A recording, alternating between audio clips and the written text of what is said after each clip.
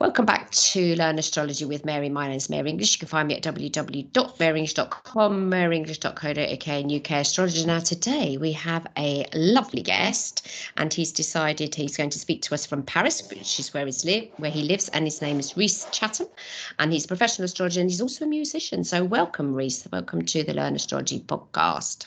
It's lovely to be here. Thank you for having me. Now, I first heard about you via AFAN, and you were giving a talk about houses. But prior to that, I'd already seen your YouTube video about the houses, and terribly interesting it is as well, because in that particular video, I think it was 2 or 3 videos you made on YouTube about all the different house systems, but explaining it in nice, easy to understand English, how all the different house systems work. I'm an equal house proponent, but I'm open to all the other house systems. But it was nice to see someone talk about all the different systems and not be battling on the side of just one of them. Yeah, I take a nonpartisan view to the houses. Have a very checkered past myself with houses, having used many of the house systems. And so I got interested in, why do we have different house systems anyway? Why doesn't everybody just keep things simple and use the same house system? And so I looked into it and found some reasons for it. And the discoveries were very interesting. Yes, they certainly are. And I'm going to put a link from the podcast to your YouTube videos so that people can watch that back afterwards. And also, I think the AFAN, mind you, the AFAN one's not available to people unless you're a member of AFAN, but yours is, so that people can learn a little bit more about it. So tell me, Rhys, so you're born in the US, you're born in New York, and now you're in Paris. There's obviously going to be a bit of a gap between those two things. So how did you get to where you are now? So tell me your first experience of astrology. What first got you even piqued and interested in it? Well, my aunt and uncle were astrologers. My uncle was an astrologer named Charles A. Jane, and my aunt was Vivian Jane.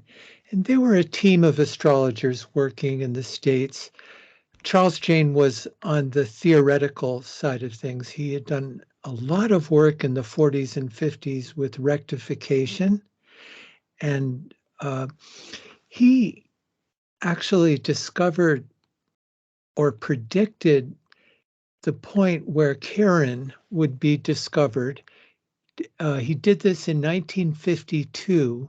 Whoa. And when it was discovered in 1977, it was within 1.5 degrees of the longitudinal position that he predicted. So he was a very strong predictive astrologer. To make money, he and his wife wrote for the Daily News. They did the daily column there.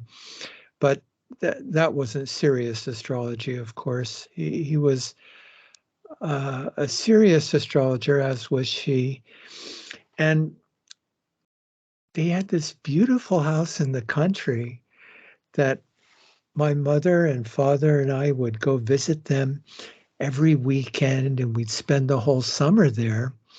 And so we kind of couldn't avoid astrology. Oh, wow. Okay. So what part of America is that? So you're born in New York, like New York City place? I was born in Manhattan. Okay. And they had their consultation office in Greenwich Village in the 50s. And is Greenwich, so I'm no good at geography. Is Greenwich, sorry to interrupt, is Greenwich Village also in New York? Yes, that's in Manhattan. Right. And that was the area where all the artists and the weirdos lived. Okay. And so naturally, my aunt and uncle, being astrologers, lived there. And so I remember seeing charts all over the place. And my mother was explaining to me what houses were and what astrological signs were. And my aunt gave me a book on astrological signs that got along with each other, and how the fire signs, Aries, would get along with Sagittarius, and Virgo, of course, would not get along with Sagittarius because that was square. Of course, I'm married to one now, but that's a different story, and that came later in life. All to say that I grew up with astrology Right. and was always interested in it. And at one point, I think I must have been about 10 years old, my aunt did my chart. And Okay. a lot of Americans then were following Dane Rudhyar's house system. Dane Rudhyar liked to use the Campanus house system because the houses were derived from a celestial circle that we call the prime vertical, which is the circle that goes from due east of the horizon to due west. And it's a very, very personal point that fit in very well with this humanistic brand of astrology. And my aunt and uncle were using Campanus houses. And my aunt had made this beautiful chart. She was very talented visually. Mm-hmm. And Oh, she did it all by hand on a yeah, piece of of paper? course. I mean, this was in the when was 60s. this, in the late 50s or early Mhm. 60s? So everything was by hand, of course. And we didn't have computers back then. We had these things. Well, my uncle, of course, used a slide rule and trigonomic functions to he did his house found his houses by trigonometry, but my aunt used just good old table of houses and simple arithmetic to get at the house cuts. And my uncle took a look at the chart. He peeked over her shoulder and said, "Oh my goodness, do we have a little astrologer on our hands?" And Wow. he said that because in modern astrology, if you have Uranus rising, Uranus is the planet that in modern astrology that rules Astrology. astrology. Absolutely. Yeah. Mhm. And so he looked at it and then he said, maybe not. And I never knew what he meant by that until much later when I became an astrologer. And uh, so to answer your question, I kind of grew up with it. And eventually I ended up studying with them and finding out more about astrology and got very interested in astrology through them. Okay. And so Uranus on the ascendant in the sign of Cancer. So your ascendant is Cancer? Yes, yeah, 15 degrees Got ya. Cancer. Oh, I shouldn't Oh, say okay. that. I'm revealing too much about myself, but I'm an open book, so it doesn't Uh, matter. Okay, wait. So family is going to be very important to you then with a Cancer ascendant, and there you are. It's a relative that gets you interested in astrology. I mean, my auntie, even though my family were Catholic, and even though she was in a Catholic, was heavily into astrology. But I never learned a thing from her. She told me a few things, and I remembered them wrong. So she told me that I used to think that she'd said I'd got first house Gemini. I used to tell me got first house. I haven't got. I've got a Leo ascendant, and my moon is in Gemini, hence the chattiness. And but all I ever remember was that first house Gemini. I didn't even know what a house meant, but I remembered wrongly what she told me. And it was years later after she'd passed that I got her ephemeris and with all her notes in it and how she'd made charts. But she never taught me. I didn't get into astrology until I was in my 30s. So it's lovely that you had a relative that can teach you at an early age. So you're duck to water then, are you not? Say it again. I didn't catch that Are you a last part. duck to water? So was it easy for you to get into astrology because of that family connection? That's what got me into astrology, and I always had an interest in it. But then I drifted into another field that uh, uh, I got heavily involved in another field that's ruled by Uranus.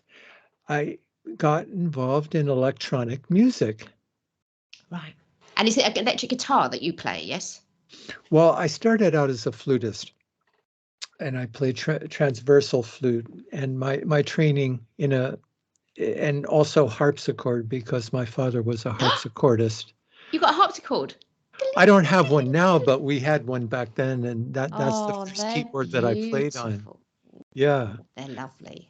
And so I grew up with early music, and the music that my father played was music from the Queen Elizabethan Virginals book, with composers like John Dowland and Giles Farnaby and John Bull. Beautiful, beautiful music. And the music I liked growing up was, well, we went up to Bach. We listened, we had the Beatles album, but mostly we were listening to Glenn Gould or Gustav Leonhardt or people like that. And I got involved in contemporary music. And we had a very good theory class in conservatory. And at the theory class, they told us about this composer named Morton Subotnick. This was in the late 60s, who had just come out with a record on None Such Records using the Buchla synthesizer, which was very, very similar to the Moog synthesizer, but oriented towards non-differentiated sounds, non-equal tempered sounds that were more like noises. And us kids got to study with him, and he gave us classes in electronic music. And after the classes were over, I said, Mr. Subotnick, would it be possible to study with you? And he agreed and let me use his studio. And from there, I got very, very interested in composition and decided to become a composer. And going back to what my uncle said about maybe Rhys wouldn't become an astrologer, at least not right away, is that in my chart, as you noted earlier, before we started recording, I have a stellium of Saturn, Venus, and Neptune. You do, yeah. Now, when my aunt saw that, she said, oh, the poor thing is Venus is getting clobbered by Saturn and Neptune. And so that came to be true. Everything you read in Liz Green's book about Saturn, Venus came true in my life, and I had to deal with it. But for a composer, Saturn, Venus, Neptune is an ideal combination because... Wow, because it's going to be imaginative with all that Neptune. It's all in Libra. And so it's Saturn is exalted. It's very happy in Saturn, the happy planet in Libra, with Venus, which of course is in its house. Venus is happy. And so Saturn, structure, Venus, beauty and the arts, and Neptune, the modern ruler of music. Because Neptune, what's the key word for Neptune? It's dissolution, to dissolve. And in psychological terms, we dissolve the ego. The ego hates Neptune because it can't exist in Neptune. And so what happens when we dive into the sea of music? We're not thinking about ourselves. We're lost in the music, or if it's poetry, the poetry, or whatever it is that's Neptunian. So that turned out to be a very, very good configuration. It's in my fourth house. Okay, so yes, it is, yeah. Where do I compose? I compose in a composer composes in his or her study. And so the symbolism was very, very apt. Now, Saturn and Venus and Neptune are in an aspect that we call a square with the ascendant and with Uranus.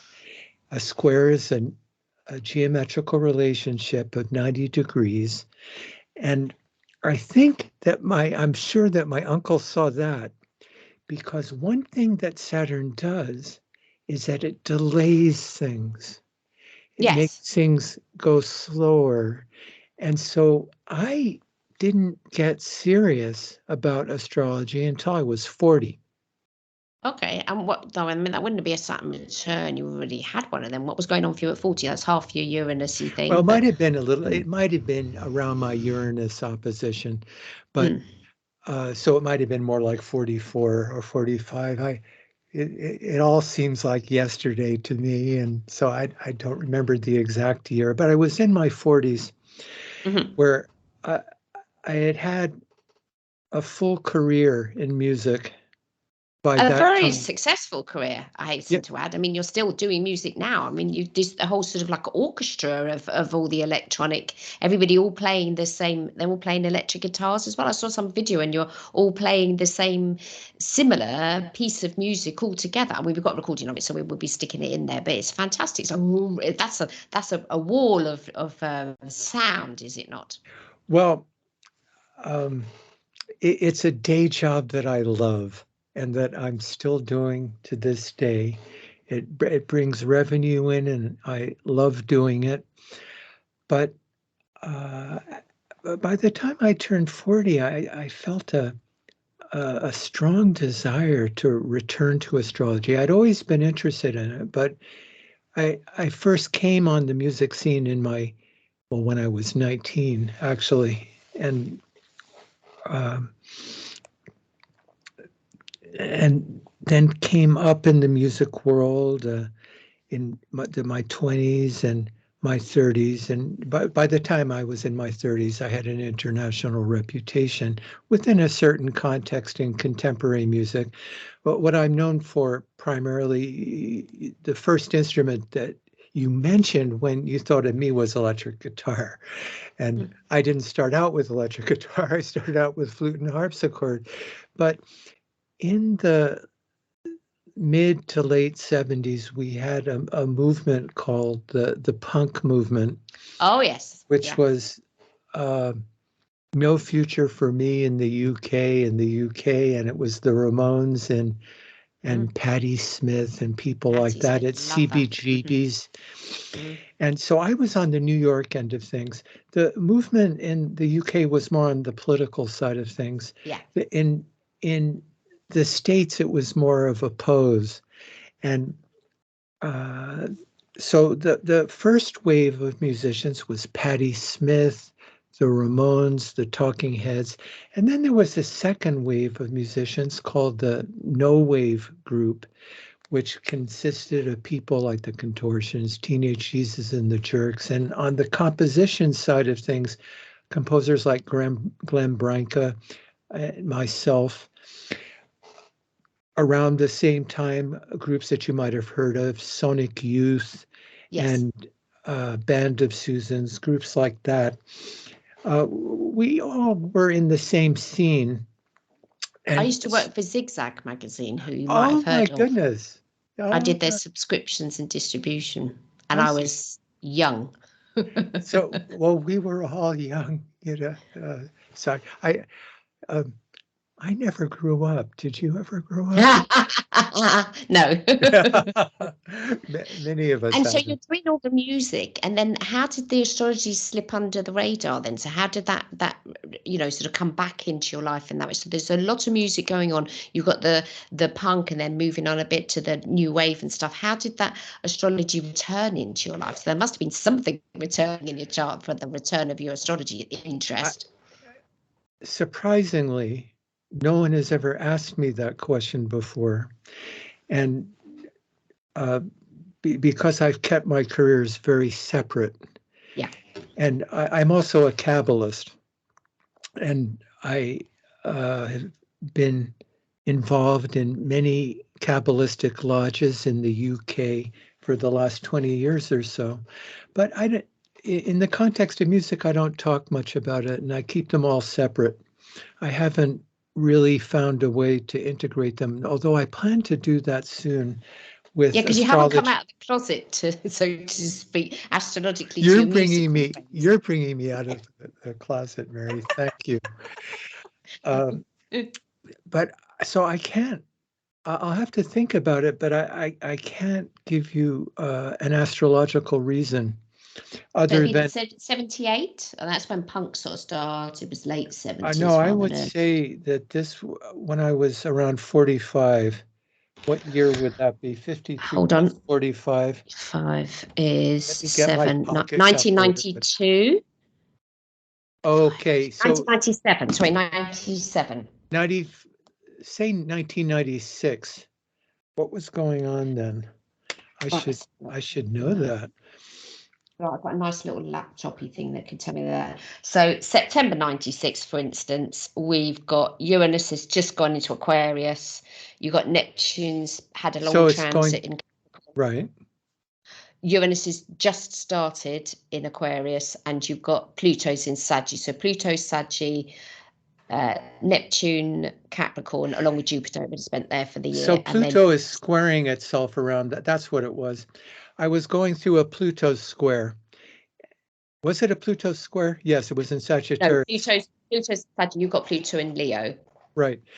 And it was during this time that I got very heavily into the tarot and studied with a woman named Joan Bunning, who... You were having a Saturn opposition. You've got Saturn in Libra, and Saturn was in Aries that year. So all this stuff going on, all this change, and I veered more towards what we call the occult, and it started first with a very serious study of the tarot, and then an interest in Wicca, Okay, which led to an interest in Kabbalah and Hermetic Kabbalah, of course. And from the same time, after getting heavily into tarot, I said, I should go back to my roots and look at astrology. And my aunt was still among the living at that point, and recommended reading for me to get back into it.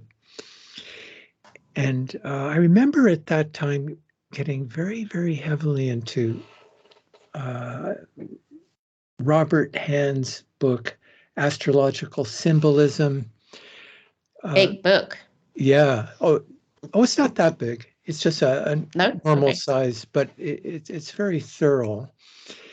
And I had already read everything Liz Green ever wrote, and she's a fellow Virgo. Yes, she is indeed. And my policy was, if Liz Green wrote a book, I'd read it. I'd go out and get it. But the astrologer that I suppose most affected me was Dane Rudhyar. And so I just, during that period, read everything I could get my hands on, his books on aspects, on lunar cycles, and just everything that I could read, and got into heavily into psychological astrology through reading all of that kind of reading. And I had friends. But you've done a lot of psychological astrology also. Astrologers, yeah. But you've done a lot of studying as well. So you've studied all different types of astrology in different places. Well, we haven't even gotten to the 90s yet. And so then the 90s came around, and I heard about this person named Jeffrey Green. Oh, wow. Yeah, okay, right. Pluto. And so Evolutionary Astrology and Stephen Forrest and oh my goodness. Well, back in the 90s, I didn't know about Stephen Forrest, but I knew about Jeffrey Green. And so I got heavily into evolutionary astrology. It was a revelation to me. And I got to the point, well, we were talking about houses before. Jeffrey Green used Placidus, so I used Placidus. I was using Coke before. I was using Coke because there was this wonderful series of books by Marion, The Only Way to Learn Astrology. Yes, yeah. What are their names? Jane McEvers. There's two women. They're both Aquarians. Yeah. The Only Way to Learn Astrology. They've got a series of about 6 books. They're brilliant. Yeah, and I have them all. And they recommended in book 2, they recommended using Coke because it was the best of Placidus and the best of Campanus. But the main reason I used Coke was I had a Table of Houses by Robert Hand that was in Coke, and he had this handy table for doing the math that made it easy, and so you could just do the whole chart in an hour. Wow. Imagine it takes you an hour to do a chart. It took my uncle less time. It took me an hour. But in any case, um, it was really a revelation. This idea of having the sun is like the conscious mind, and the other planets, the visible planets being components of a conscious mind, and the outer planets being components of the unconscious mind. And it was during this period, I thought through looking at my chart that my mission in life was to write beautiful music and make people happy with this music that I was writing. And then I looked at Jeffrey Green and the position of Pluto in my birth chart, which is in the second house, right on the south Hmm. node. And I discovered that my real mission in life, the will of my unconscious mind, if you will, was to learn how to balance my bank account. And what I just cracked up laughing when I figured that out, because what a perfect profession to be in, a musician, because musicians as a whole, not all of them, but as a whole, um, need to learn how to balance their bank account. A lot of creative people have that problem. I mean, in The Artist's Way, Julia Cameron talks about that a lot, that, the starving in a garret thing doesn't pay the bills, that it is necessary. It is a business. You are self-employed. It's something that when I teach astrology to my students, we go through, how are you going to make a living doing this? It's one thing learning how to do it and then charging a silly amount of money. And it's another one being able to support yourself. Absolutely. But any form of creativity, I mean, music as well, there'll be so many people that do it because they love it, and then they're taken advantage of everything. I mean, I come from a very creative family, musicians, artists, the whole flipping lot. My son's a photographer, and my husband's an artist as well. And to be able to make a living from doing that is much, much, much, much harder, but not impossible.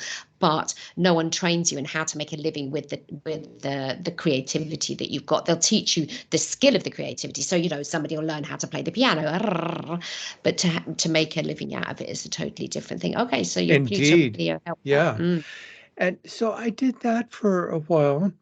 And then, um, do you know an astrologer named Lynn Bell? Yes, I've heard the name. Yeah, she used to she used to teach at the School of Psychological Astrology with Liz Green. Um, she's been on the UK scene and on the Europe Yeah. scene, and she's a neighbor of mine in Paris, and Oh, wow. I got to know her. And she's a psychological astrologer, Hmm. but she was very, very interested in the planetary joys. And we were having coffee one morning, and uh, she was telling me about her work with the planetary joys. The planetary joys are, for example, Venus has her joy in the fifth house, the moon has her joy in the seventh house, the planets, Jupiter in the 11th house, like that. And I had no idea what they were. And so I said, well, Lynn, how can I find out more about them? And she said, well, this is coming out of traditional astrology. And so I went home and I went to the Astrological University and downloaded some recordings by Demetra George, Traditional Astrology 101. And I listened to that, and it was very, very interesting. And so I downloaded Traditional Astrology 201. And after that, I got all her records and all her tapes. Well, she didn't have records, but she did have tapes. And Tapes. they weren't tapes, they were MP3s, but which I downloaded. And I got traditional astrology through that. And now, that, calling that what Demetra was teaching, what traditional astrology is kind of a misnomer. It's because what she was teaching was ancient astrology, by which I mean ancient Greek astrology, otherwise known as Hellenistic astrology, which is a subset of traditional astrology.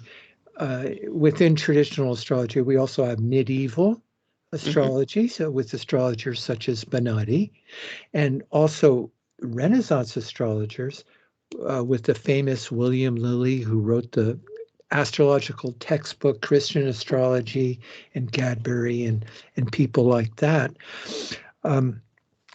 But anyway, my introduction to this branch of astrology was through Demetra, but I wanted to go deeper, and so I heard about a fellow named Chris Brennan.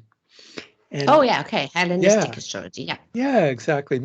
Chris Brennan is Mr. Hellenistic Astrology, and he had a course on Hellenistic astrology. So I studied that, and now I'm going to talk about houses a little bit. Okay. Please. Yeah. So with my aunt and uncle, it was Campanus houses. Okay. And Yeah. guess what? It worked fine. They got great results, happy clients, making predictions, really good results. Then I used Koch houses because that's what I learned on for casting charts myself, with the only way to learn astrology. And that worked pretty well too. And I especially like Koch because in Placidus, I had my Mars in the 6th house, but with Koch, it put it in the 5th. And I thought, oh, yeah, that describes me much better. And I wanted to get my Mars out of because Mars in modern astrology, it's the energy planet. And so I was putting energy into the arts, 5th house, amusements, pleasure. And so it made more sense. But then after I got into evolutionary astrology, everyone was using Placidus, and Liz Green was using Placidus, and so was my friend Lynn. And why do we use different houses? Well, we use different houses because in general, astrologers use the house system that they trained on. Absolutely. Or the software that they used. Or the Yeah, because software that, well, this even before software, or because their or the friends, books they've read. Yeah. yeah, or because their friends are using it. But within the traditional astrology framework, it's also for that. It's there are people who will only in Chris's brand of Hellenistic astrology and Demetra's, they use primarily whole sign houses, and they use equal house and porphyry, which is a quadrant house system. It's a house system that's degree based, only for length of life and things like that. So I studied with Chris and used whole sign houses. And still got good results, I bet. Why, yes. And not only that, Mary, the first person I ever studied horary astrology with was Chris. And guess what house system we used? Whole sign houses. Whoa, And, okay. and you know what? It worked. But then, so I studied with Chris and I got deeply into Hellenistic astrology, but I wanted to study medieval and Renaissance also. So I decided to study with a fella named Christopher Warnock. Oh, I haven't heard of him. I think I've heard the name, but I don't know too much about him. Now he's an American astrologer based in Utah, I think. Okay. And he's was for a long time the only astrologer doing astrological magic. And he translated a book called The Picatrix, along with Michael Greer, which is a medieval text of astrological magic. And I studied astrological magic with him, but the first thing I studied with him, even before that, was horary. And he used Regiomontanus houses, and which is a system that's based on the whole sign house system is based on the ecliptic. The ecliptic is the apparent path of the sun around the earth. The constellations of stars themselves define the houses. But with Regiomontanus, it's the Earth's equator. We take the Earth's equator which is the belt of the Earth, and extended out into outer space, and we call that the celestial equator. And it makes sense to base a house system on that because what does the equator do? It turns on its axis every 24 hours. So it's defining time is experienced by us earthlings. And so it makes it a very good house system for finding lost objects. Where's Puss the cat? Yeah.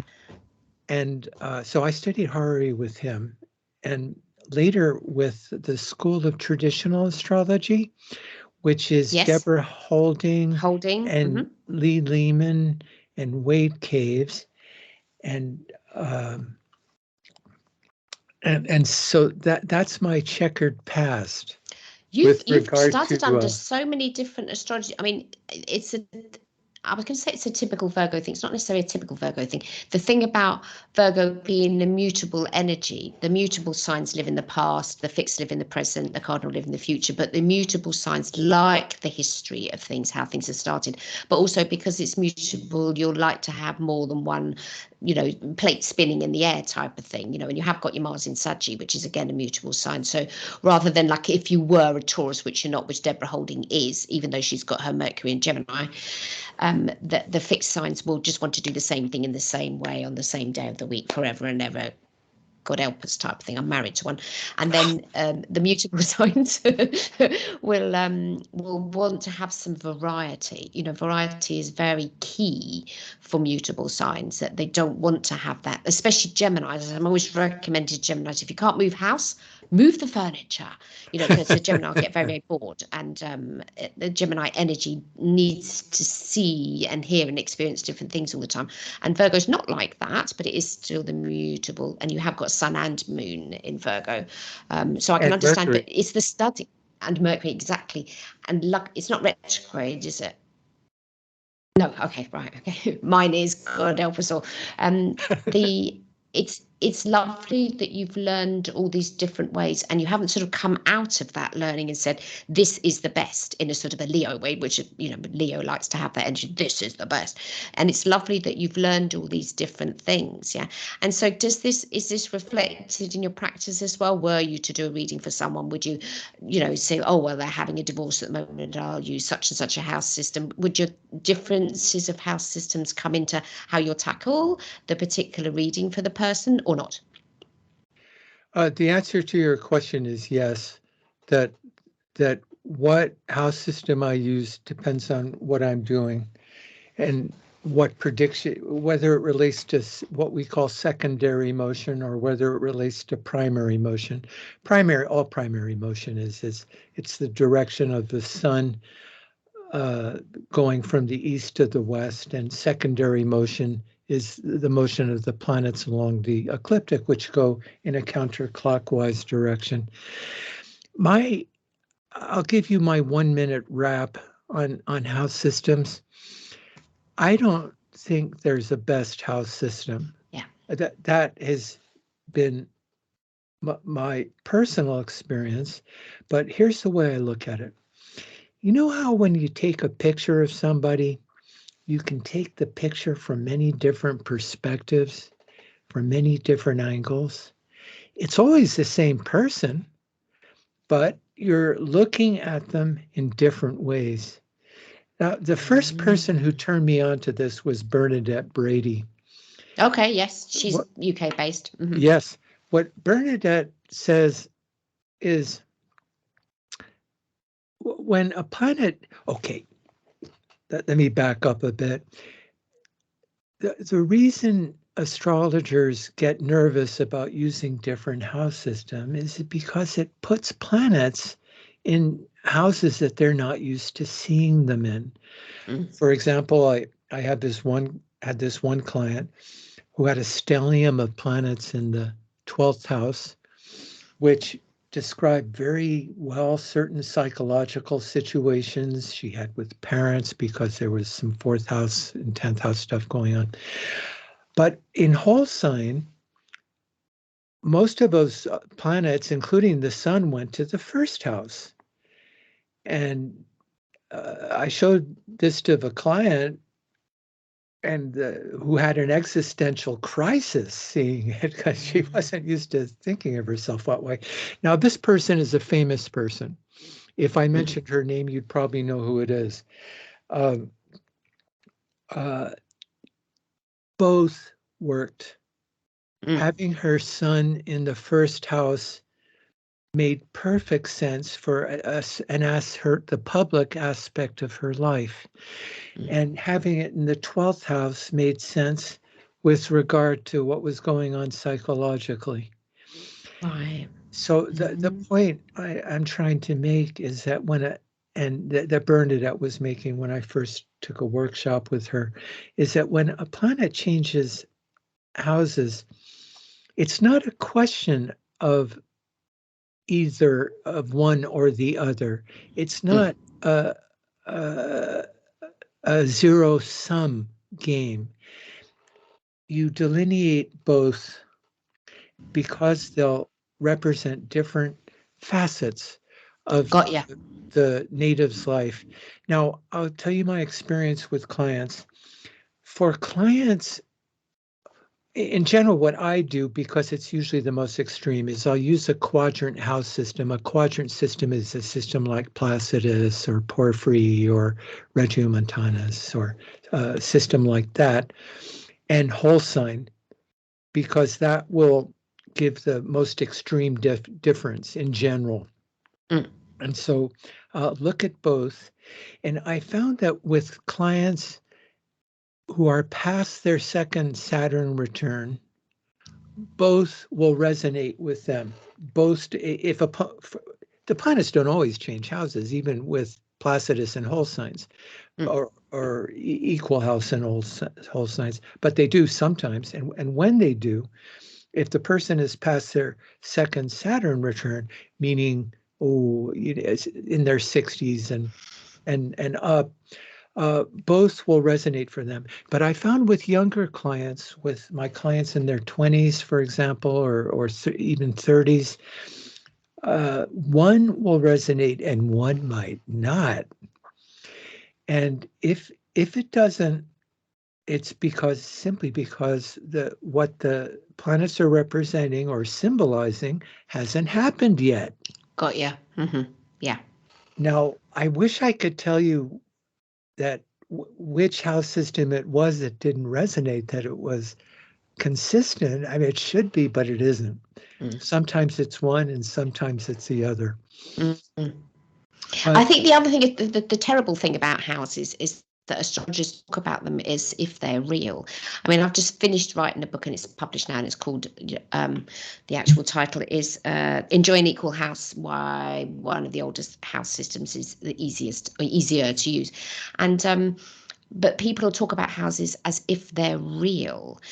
Like the wall in my room is real, the piano is in this room, it's not in the hall. Is this what I talk about?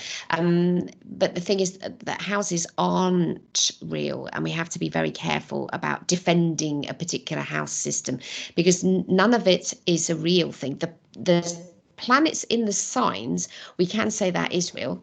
That's a sort of a mathematical thing, and they do orbit, and they are in this segment of the sky, and we're calling this segment of the sky a sign of the zodiac, etc. Those things are real, and the degrees and the elements and all the numbers and that stuff is real. But when it comes to house systems, I mean, I work a lot in the UK with people that have no understanding of astrology. They just want to, am I going to get married? Will I get the job? Is the baby going to be born? La, la, la. They don't want to know that they've got da, da, da in the such and such a house in the da, da, da sign. They just want to know what's going to happen. So it's only us as astrologers that will bang on about houses if you take that conversation out of astrology and discuss it with the general public. They won't know what the hell you're on about anyway. Because I actually was talking to my hairdresser this morning, and she was talking about, she's a Pisces and the husband's Leo. And I'd only just mentioned to her that I do astrology. And she said, it's love at first sight. We've been together forever. And I said, well, maybe you've got something in your chart that's in the sign of Leo. And she didn't know what that meant, because she's a Pisces. Well, why would there be anything else? And that was a wonderful thing for me when I started to learn astrology, that I wasn't just my sun sign, that there were other things. Yeah, that there's other things in other signs. So we've got all the signs in our chart. But going back to houses, I can totally understand your point of view and your learning that you've had, that that certain methods will work better for certain things. And it has to be this house system or not. I mean, I don't want to bring it up in the podcast, but there have been some astrologers arguing about house systems recently. Oh my And there goodness, was a yes. big falling out, yeah, which I'm Right. sure you're aware of. Yeah. And it was sort of like, really, why are you arguing about this? Because no one other than an astrologer is going to know what you're waffling about, and there is no right or wrong, and we should be allowing other people to use the house systems that they like and that they get the best from. And like you say, it also depends what you're taught. I mean, I think my auntie, who was, say, heavily into astrology, she could only use the Placidus system because the table of houses was only written in that method. There was no other house tables written in another house system ways, so she wouldn't have been able to calculate it any other way. So there's that to take into account as well. Certain house systems have only happened because the information that the astrologers are using to reference is written in a certain way to allow something else to happen, which is why, in fact, the whole sign system is pretty easy as well. And give me the name of the author. So you mentioned Robert Hand. He's written about it. He sort of revitalized it and discovered that ancient astrologers were using that system. But then we have to think, well, what do you define an ancient astrologer is? Are we going to go back to Babylon now? Did they even have well, house yeah, systems but then? if we're talking about horoscopic astrology, that goes back to ancient Greece. And the three astrologers that we're looking at are Dorotheus, Ptolemy, and Vedius Valens. And the three house systems that they were using, the most ancient house systems in horoscopic astrology were whole sign, equal houses, and porphyry. And they're all very, very elegant systems. Um, 2 points I wanted to make with regard to what you just said is I was thinking of what William Lilly said about talking about the astrological art to non-astrologers. He said, don't do it. He advised against doing it because he said they're not going to understand what you're talking about. He said exactly what you said. Yeah. And that don't talk about the astrological art unless it's with another astrologer. Astrologer, yeah. Because you're talking, Donna Cunningham, who I loved, I really, really loved her. She was great. She wrote in one of her books, don't speak astrologies, like Portuguese, don't speak astrologies to your clients because they won't know what you're on about. You go, got Mars in this house and this side. It's like, woof, it goes over. The only time I said it to someone once when a lady was talking about her two boys fighting, and I said that it was a Mars issue, and I said Mars is the god of war, and that was all she needed to know. That was why they fought, because they've got some sort of conflict with Mars in their charts, and that was what she went away with. And was telling me, oh, it's because of Mars in their charts. So she had a sort of an explanation to why these particular two boys didn't get along. So that was, in a sense, slightly helpful for her. But if I'd gone into everything in any great depth, it wouldn't have been useful. And we have to speak English with people if they're speaking English. Now, this brings me to the question of horary astrology. Now, one of the problems back in the time of the Renaissance is, Mary, we didn't have Timex watches back then. No. And sometimes it was cloudy outside, and especially in Europe. And couldn't give you an exact birth time.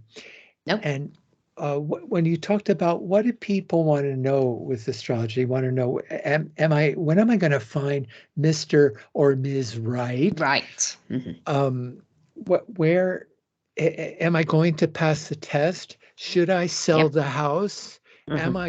Am I cursed? I had that question come up today. Did someone put a curse on me? Well, she didn't say it in that way, but but that's what it was. Did she felt this evil energy, and with horary we can answer questions like that. Yes. And the beautiful thing about horary Horary, for your listeners who might not know what it is you simply, it's a bit like tarot.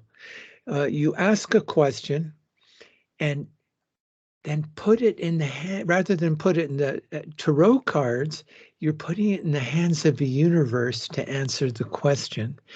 And Yes, you you do a do it, chart for that moment that you've asked the question, isn't it? and Yeah. it's best to do it with another person. It's best to do it with an astrologer. It's best not to ask your own question. You can, if it's really coming from the heart and it's like really urgent. And I've done it myself and it works. But the beauty about doing it with an astrologer is that you get having two minds at work. Because what if the question is something like, should I move from San Francisco? No, should I move to New York? This is like a common horary question. But when you talk to the astrologer, maybe the astrologer will dig a little deeper. Is that really the question? Maybe the question should be, should I move from where I live now? Yes, that's different, isn't it? Yeah. And you get to the question, it's two minds working on it. And then because you asked it at a particular instant in time, the question is answered by virtue of the visible planets and the outer planets and even the stars. It's just amazing how that works. Now, with what you were bringing up before about a natal chart, for example, I suppose it depends on what you're trying to do.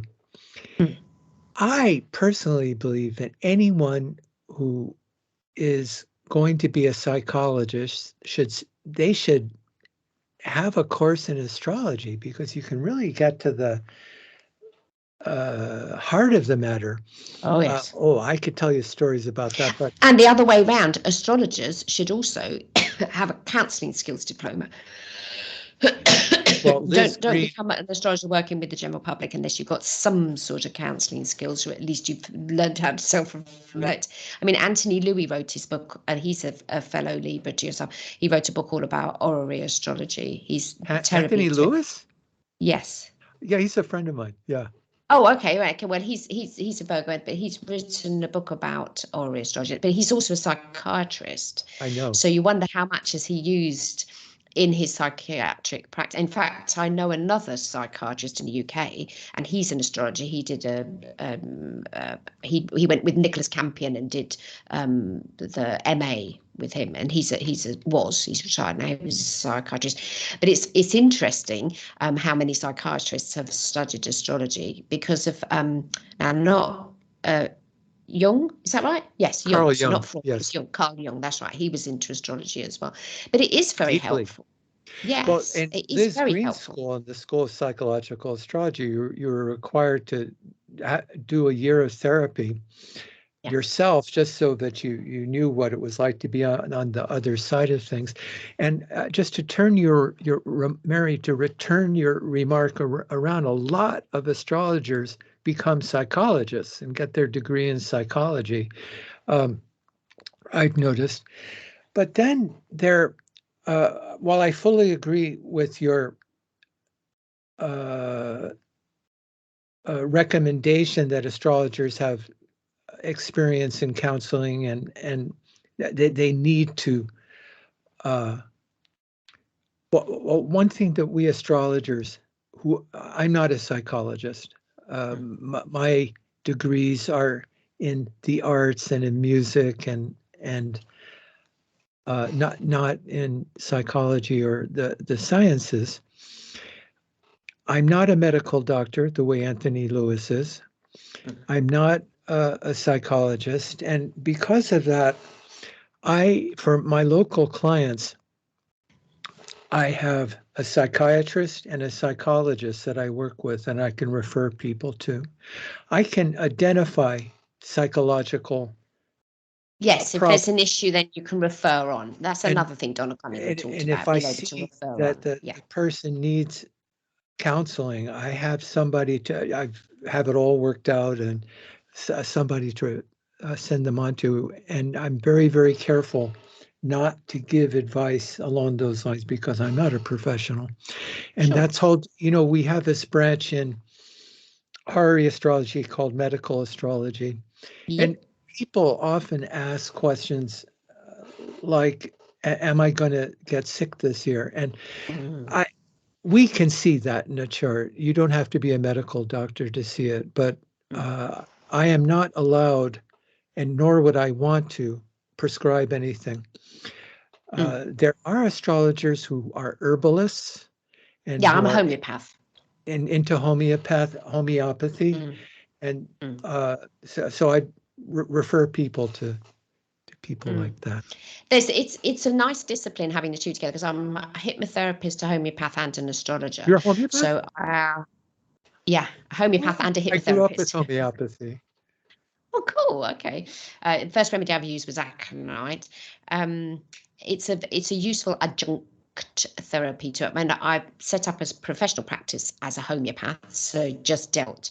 But that's how I found out about indigos and got into indigo astrology because I was dealing with a client who there was a death in the family and noticed the chart was so one side and all the planets were a stellium and Uranus and Neptune were conjunct. That's another story altogether.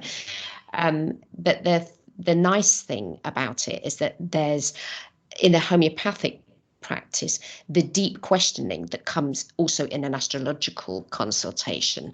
Tell me more about this. How was that experience for you? The two things run very nicely side to side. But homeopathy isn't something you can learn overnight. It took me 5 years to be qualified. I'm glad I did it. And I still My practice. But yeah. homeopath, as I was growing up, used astrology, Wow. and we suspected that he used astrology uh, because he wouldn't come out and say it, because back in the 50s it was kind of risque to do that. Yeah, frowned on for But sure. I'll tell you, I had tonsils the size of grapefruit when I was 6 years old. And of course they wanted to take them out back then. Mm-hmm. And the homeopath said, no milk products, no more ice cream, no mixing milk with sugar, no cheese, and shrank my tonsils. Whoa. Okay. Wow. I still have them today. Oh, well done you. They were routinely Well done, taken out in the UK in homeopathy. the 60s. Yeah. Hooray. So you're in Paris. So tell us the story. How did you get there? I came to Paris because of a woman. Love. A typical story. We got married in New York, and this was during the 80s. And in France, we had a very good president back then named François Mitterrand, who Oh, yeah. gave 1% of the national budget to the arts. And my wife said, was French, said, well, Rhys, you can stay here in New York, but I'm going back to France. She was an artist because she wanted to get some of those grants. Mm. And so I thought I'd be a little bit lonely. So I followed her to France. And I love cheese and I love baguettes. And so I tried France and I liked it. And I've been here ever since. And did you ever do any astrocartography to see whether or not it was a suitable move for you? Um, y- yes. And evidently, New York is a much better place for me than Paris Okay. is. But I like it anyway. And Mhm. I'm sort of hidden in Paris. And you can see that in the astrocartography. Okay. And every time I go back to New York, where I have the sun going through New York in um, astrocartography, but my musical career just lights up. And every time I come back to France, I do my composing in France. Let's put it that way. Oh wow, okay, okay. My sister owns a flat in Paris, so I've been there quite a lot. My husband proposed to me, and her flat's in Rue Rambuteau, which is near the Oh, sure. Museum of Modern Art or something, some weird museum with the escalator that goes up on the outside of it. I can't remember the name of it. Georges Pompidou Centre, that's just around the corner from there where Yeah. her flat is, and hers is on some fourth floor and a little tiddly place Yeah, with a this little in the spiral fourth staircase and stuff. arrondissement. Yeah, and it's a lovely, lovely city. I can totally understand why she got the flat, and yeah, it's a nice place to be. It's very, very, what's the word? I mean, just going down, we always hire the Batabus and go up and down the Seine, because going underneath all those beautiful bridges. I mean, you've got Venus in Libra, you're going to understand and appreciate beauty. My husband's got a Libra ascendant, so we just go up and down on the Batabus on the. It's like being in a museum. It's so beautiful here. I'm Yeah. in the 6th arrondissement in the Latin Quarter near Saint Michel, and it's just so beautiful in this area. I love being here. Although, when I first came to Paris, the energy of the metro, being in the metro, felt equivalent to my living room in New York. Oh, wow. Which is to say that it just felt like such a quiet city. And I'd say that to my Parisian friends, and they would say, "Are you crazy? Paris is a nervous city." And I didn't understand what they meant until I went to Amsterdam. Amsterdam is very laid back. And yes, I came back to Paris and understood. And now I find it very nervous. And all I can say is I look forward to the summer when I go to the south of France and for my holiday in the sun. It is. And what part of the south of France are you going to? Nice or not that side? We have a place that we go to near Perpignan, which is near the Spanish border. We're like 30, 40 kilometers from the Spanish border. In fact, on my cell phone, it thinks I'm in Spain half the time when I'm down there. It's lovely in the south of France. My parents were absolutely bonkers about it, and they bought a plot of land there, which somebody owns still.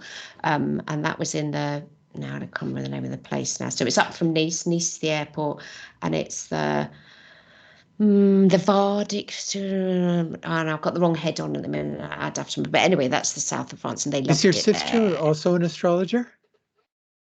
Both of my sisters, I have two, one older, one younger, that are very into astrology and understand it, but don't practice it. The younger one's an artist, and the older one's a poet. That's nice that they're astrologically literate. Well, yes, and they're both Aquarians. But yeah, they are. It's nice. But the younger one doesn't believe in houses. I think she's totally against houses. Oh, yeah, I wanted to talk about that. Yeah, there are astrologers that don't even use houses. You can do everything just with aspects and essential dignity. Yeah. And transits. I mean, it doesn't matter. Even if you're not using house systems, you're a Pisces and Saturn's transiting past your sun's sign when it gets exactly conjunct something important's going to happen. You don't even need to know someone's time of birth. And because I live in the UK and the birth time isn't written on the birth certificate. So what are you going to do? Everything's estimated, Well, I was born when Daddy came home. Or what time does Daddy normally come home? Well, Daddy comes home I was born around tea time. I get that a lot. And when is that? When do you have your tea? Yeah. When do you have tea? And yeah, but it doesn't matter. Oh, I don't know. Sometime between 3 and 4. My daughter was born at 22 hours, 10 minutes, and 20 seconds. And I know because the midwife told me, and I was there. She's 0 degrees Sagittarius. If she'd been born 10 minutes earlier, she would have been a Scorpio. I was looking forward to this beautiful Scorpio girl, and I ended up with the Sagittarius. It wasn't so bad, but she turned out okay. But they tell you what they think. Sagittarius aren't going to hold back. My God, I'm married to one. And take foot out of mouth, insert other foot. She's much better now. She knows that she has this. Just because you think it doesn't move, so you have to say it, yeah. But yeah, it's exactly, you don't need to know those things to be able to help somebody astrologically, because there'll be some transit going on at the moment. So it's either something is happening to them at the moment because they're under Uranus transiting or whatever, or they're still concerned about something that had happened. And again, you can go back and do the transits for that. Oh, well, that was a Saturn thing or a Pluto thing or a Mars thing, and that's finished. And that's what people like to know, that crisis that happened to them, because it's a Pluto thing, will never happen again. When is it going to be over? Is what they want to know. They have Uranus in opposition to their natal Venus, and they're going through some horrible thing with their love life. Mm. And don't forget, there's always horary. If the person Yeah. really doesn't know what time they were born, you could that's what everyone did back in the Renaissance. Absolutely. And you because I also talked on the podcast that you could do a chart of the moment. So they booked a 4 p.m. appointment and they turn up at 10 past 4, do the chart for 10 past 4, because that's the time that they're now entering the consulting room. That'll be significant as well, because that's when they finally sort of, Yeah, we got call it a there. consultation chart. Exactly. Yeah. Adrian Duncan wrote about that's how I learned that. So that was a really useful thing. Rhys, it's been lovely talking to you. I could go on for another couple of hours And listening. It's actually you, fascinating. thank you Thank so you. much for having me on your podcast. So we are going to play your music. Okay. So when the podcast comes to a close in a second and I stop yakking, we're going to listen to a piece of your music. And it's been absolutely lovely speaking with you today. Thank you, Thank Mary. you. It's been lovely talking to you. Until next Catch you time. later. Bye now. Bye bye.